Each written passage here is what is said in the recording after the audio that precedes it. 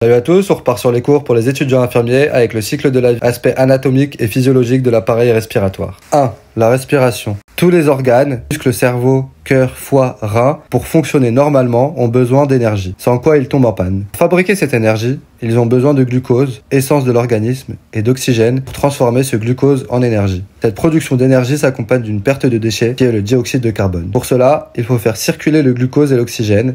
Ils sont transportés dans le sang jusqu'aux organes. Le transport se fait grâce au cœur. Les poumons sont la voie d'entrée de l'oxygène dans le sang jusqu'aux organes et la voie de sortie du dioxyde de carbone. 2. L'anatomie des poumons. Les poumons font entrer le dioxygène dans l'organisme et permettent la sortie du dioxyde de carbone. 3. Le transport des gaz par le sang. Les gaz sont transportés dans le sang. Le dioxygène est transporté de deux manières, soit dissous dans le sang, soit majoritairement lié à l'hémoglobine contenue dans les globules rouges.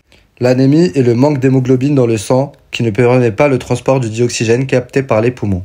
Le dioxyde de carbone, lui, est transporté dans le sang sous forme de bicarbonate lié à l'hémoglobine ou bien dissous dans le sang. Les mesures cliniques. Les mesures des gaz du sang artériel avec la PaO2 et la PCO2, la pression artérielle en oxygène et la pression artérielle en dioxyde de carbone. En cas de maladie respiratoire, renseigne sur l'état des poumons, la saturation pulsée en oxygène et le pourcentage d'hémoglobine qui transporte de l'oxygène. Porteur sain, entre 97 à 98%. 4. La diffusion des gaz. Comment les gaz sont transportés des poumons jusque dans le sang? L'alvéole, située au fond du poumon, est un petit sac qui va se remplir d'air et se vider. Il y en a des millions dans les poumons. La propriété est d'être juste au contact de tout petits vaisseaux sanguins appelés capillaires pulmonaires. Ils sont séparés par une membrane extrêmement fine, suffisamment pour que les gaz puissent passer au travers, mais pas assez pour laisser passer les liquides, appelée membrane alvéolo-capillaire. Notre organisme a toujours tendance à vouloir équilibrer les concentrations de part et d'autre des membranes fines. Lorsque le sang arrive au contact de l'alvéole où il y a peu de gaz carbonique, eh bien naturellement,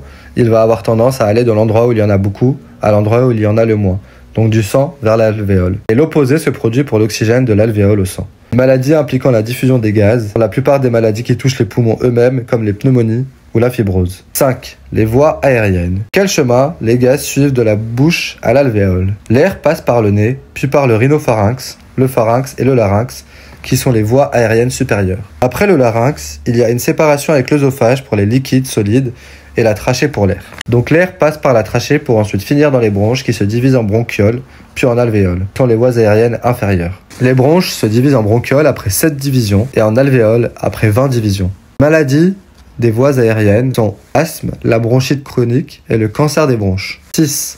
Mécanique et muscles. Comment l'air se déplace-t-il de la bouche aux alvéoles et réciproquement? L'air a besoin d'une force pour aller de la bouche jusqu'au fond des alvéoles qui est donnée par les muscles respiratoires avec les dilatateurs de la voie aérienne, les scalènes et les muscles intercostaux ainsi que le diaphragme. Ces muscles, en se contractant, vont permettre de diminuer la pression dans le thorax pour que la pression au niveau de la bouche soit supérieure à celle dans le thorax. Il y a la création d'un gradient de pression. Cette contraction étend la partie du thorax et pousse l'abdomen, ce qui fait gonfler le ventre. Cette expansion du thorax abaisse la pression à l'intérieur du thorax et provoque un influx d'air depuis la bouche jusqu'aux alvéoles. Les voies aériennes supérieures sont maintenues ouvertes par les muscles dilatateurs de la voie aérienne pour faire rentrer l'air. L'inspiration a besoin de muscles respiratoires, tandis que l'expiration est passive, sauf lors d'un exercice physique ou de maladies respiratoires. Les maladies touchant les muscles respiratoires sont les myopathies et les apnées du sommeil. 7. Contrôle de la ventilation. Tous les muscles respiratoires reçoivent leurs ordres. La voie de contrôle de la ventilation est située dans le cerveau. La commande de la ventilation se fait dans le tronc cérébral pour la commande automatique, donc sans y penser, qui est un groupe de neurones qui envoie en permanence des signaux aux muscles respiratoires de se contracter de façon rythmique et pour la commande volontaire dans le cortex cérébral. Les maladies de la commande ventilatoire sont les paralysies. Je te dis à bientôt pour d'autres cours. Si tu as bien aimé, n'hésite pas à partager. Ciao!